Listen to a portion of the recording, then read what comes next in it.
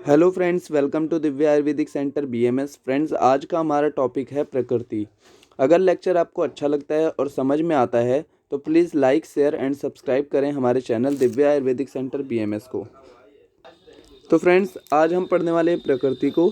इससे पहले आपने कहीं से भी प्रकृति पढ़ा हो, चाहे यूट्यूब से चाहे कहीं से भी, आज यकीन रखिए कि आप सबसे आसान और इजी लैंग्वेज में पढ़ने वाले हैं। ठीक है, हम आज उतना ही पढ़ेंगे जितना आप आसानी से याद रख सकें और जो आसानी से आपको समझ आ सके। ठीक है, ऐसी लैंग्वेज में पढ़ेंगे जो आपको आसानी से याद हो सके। तो चलिए शुरू करते हैं। प्रकृति, सबसे पहले देखेंगे कि प्रकृति होती क्या है, प्रकृति कैसे बनती है। ठीक है, तो गर्भ निर्माण काल में शुक्र शोणित के संयोग के समय जो दोष उत्कट यानी कि प्रबल या प्रधान होता है, उससे गर्भ की प्रकृति का निर्माण होता है। समझ में आया?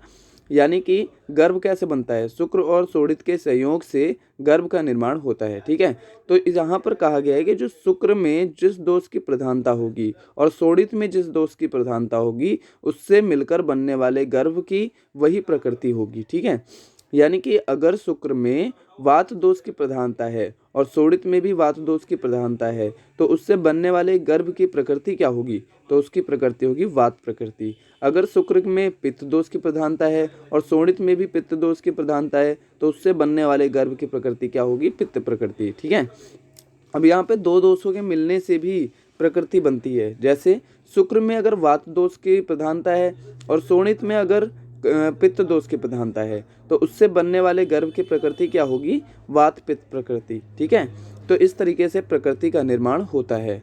आगे बताया गया है कि यह दोष की उत्कटता यानी कि दोष की जो प्रधानता है वह विकार रूप में ना होकर प्राकृत रूप में होती है। ठीक है, इसका मतलब शुक्र में जो दोष की प्रधानता होगी, जैसे वात दोष अगर प्रधान है तो विकार रूप में नहीं होगा, वो प्राकृत रूप में ही उसकी प्रधानता होगी। ठीक है, इसके आगे बताया है यह प्रकृति जन्म से लेकर मृत्यु पर्यंत तक बने रहने वाली होती है। यानी कि अगर शुक्र और शोणित के मिलने से जो गर्भ बनता है, उसकी अगर प्रकृति वात प्रकृति है, तो फिर उसकी जन्म से लेकर मृत्यु तक वात प्रकृति ही रहेगी। ठीक है, फिर इसके आगे हम देखने वाले हैं, ये सारी चीज़ें आप याद ना रखें, इतना ही काफ़ी है, 4 लाइनें ये याद रखना। इसके बाद सीधा आप एग्जाम में लिख सकते हैं कि ये प्रकृतियाँ 7 प्रकार की कही गई हैं। ठीक है, सबसे पहले अलग अलग दोषों से जो प्रकृति बनती है। ठीक है, यानी कि वात दोष की प्रधानता से वात प्रकृति बनेगी, पित्त दोष की प्रधानता से पित्त प्रकृति बनेगी और कफ दोष की प्रधानता से कफ प्रकृति बनेगी। इस तरीके से 3 प्रकृतियाँ यह बनती हैं। फिर इसके बाद दो दो दोष आपस में मिलकर प्रकृति बनाते हैं, जैसे कि वात दोष और पित्त दोष दोनों डोमिनेंट हैं तो फिर वात पित्त प्रकृति, पित्त और कफ दोनों डोमिनेंट हैं तो पित्त और कफ प्रकृति, और अगर कफ और वात दोष डोमिनेंट हैं तो कफ वात प्रकृति बनती है। इस तरीके से 3 प्रकृति ये हो गई और 3 प्रकृति 3 दोषों से बन गई। ठीक है, तो 6 प्रकृति हो गई। और 7वीं प्रकृति कौन सी होती है? तीनों दोषों के सम होने से जो प्रकृति बनती है उसे हम सम प्रकृति कहते हैं, या फिर सम वात पित्त कफ प्रकृति भी कहते हैं। ठीक है, इतना पढ़ने के बाद आप सीधा नीचे लिख सकते हैं, इन प्रकृतियों में सम प्रकृति श्रेष्ठ कही गई है और कफ को उत्तम प्रकृति कहा गया है, पित्त को मध्यम प्रकृति कहा गया है और वात प्रकृति को हीन कहा गया है। ठीक है, इसका मतलब क्या है कि इसका मतलब ये है कि जो सम प्रकृति है वो श्रेष्ठ है। क्यों? क्योंकि इसके अंदर तीनों दोष सम हैं। इसका मतलब है कि इसे जल्दी रोग नहीं होंगे। ठीक है, और कफ प्रकृति को, अगर कफ प्रकृति वाला है कोई, तो उसके अंदर कफज रोग ज़्यादा होंगे। ठीक है, अगर पित्त प्रकृति का है तो उसके अंदर पित्तज रोग ज़्यादा होंगे, और अगर कोई वात प्रकृति का है तो उसके अंदर वातज रोग ज़्यादा होंगे। ठीक है, यानी कि सबसे श्रेष्ठ प्रकृति कौन सी हुई? सम प्रकृति, क्योंकि उसके अंदर ज़्यादातर रोग नहीं होंगे। ठीक है, ऐसा माना जाता है कि वात प्रकृति वाले को वातिक रोग, पित्त वाले को पैतिक रोग और वो कफ प्रकृति वालों को कफ रोग शीघ्र होते हैं। ठीक है, ये मैंने पहले ही बता दिया।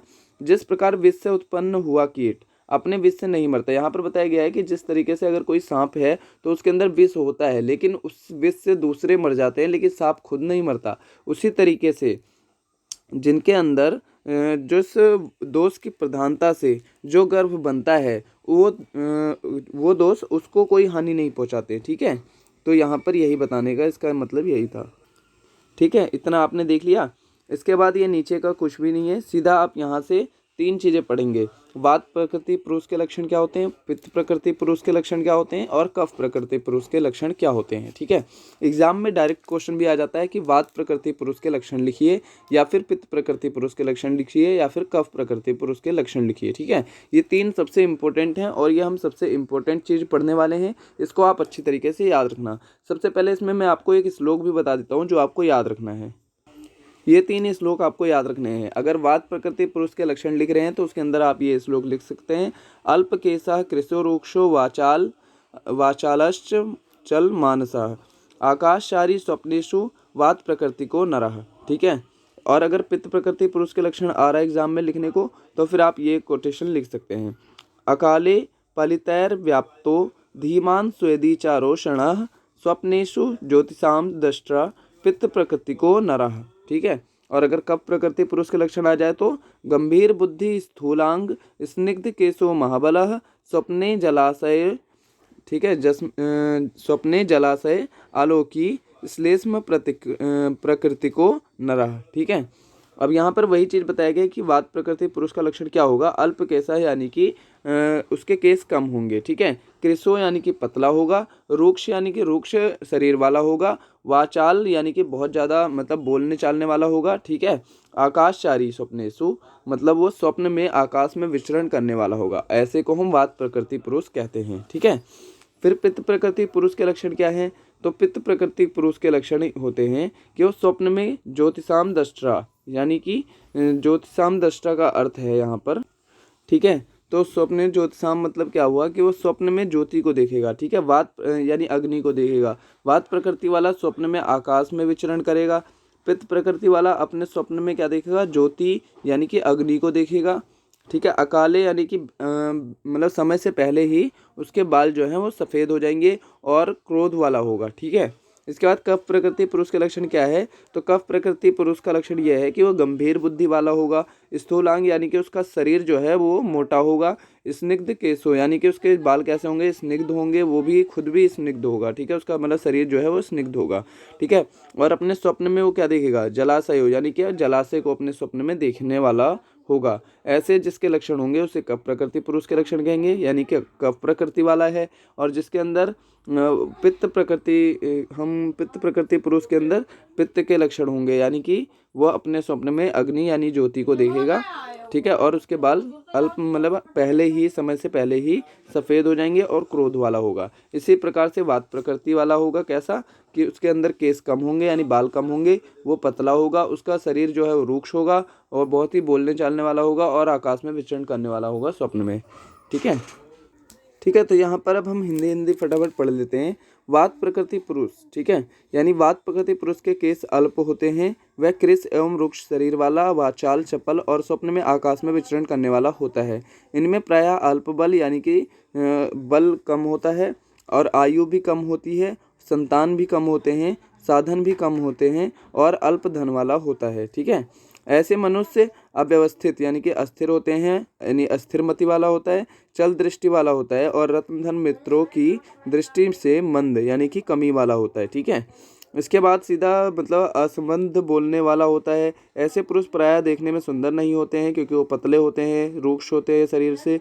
ठीक है, हाथ पैर और कमलाओं का जाल दिखाई देता है, यानी कि इतने पतले होते हैं कि उनके अंदर जो कंडराएं होती हैं उनके शरीर में वो दिखाई देती हैं। ठीक है, भोजन बहुत कम करते हैं और शीत को जल्दी नहीं सह पाते यानी ठंड को जल्दी नहीं सह पाते हैं। ठीक है, वात प्रकृति पुरुष जो होते हैं वो बकरी, खरगोश, चूहा, ऊँट, कुत्ता, कौवा, गधे के स्वभाव वाला होता है। ठीक है, इसके बाद पित्त प्रकृति पुरुष के बारे में हम पढ़ेंगे। तो पित्त प्रकृति पुरुष के केस जो हैं असमय यानी कि समय से पहले ही सफ़ेद हो जाते हैं। ठीक है, और बुद्धिमान होता है, स्वेद एवं क्रोध अधिक वाला यानी कि उसके अंदर क्रोध ज़्यादा आता है, पसीना ज़्यादा आता है और स्वप्न में ज्योति अथवा अग्नि को देखने वाला होता है। ठीक है, इनमें बल जो होता है वो मध्य होता है, आयु मध्य होती है, ज्ञान विज्ञान धन मध्य होता है और उपकरण भी मध्य ही यानी कि कम मतलब सीमित मात्रा में रहते हैं।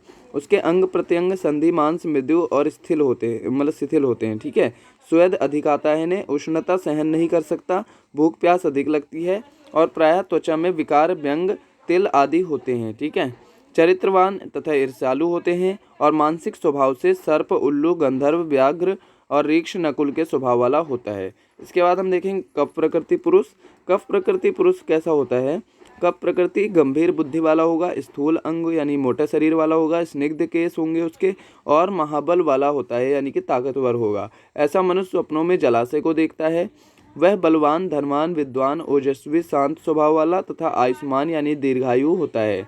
इन मनुष्यों के नेत्र के अंत भाग रक्तांब होते हैं, यानी कि जो नेत्र का जो अंतिम भाग है उसके अंदर रक्त जैसा लालिमा रहती है। ठीक है।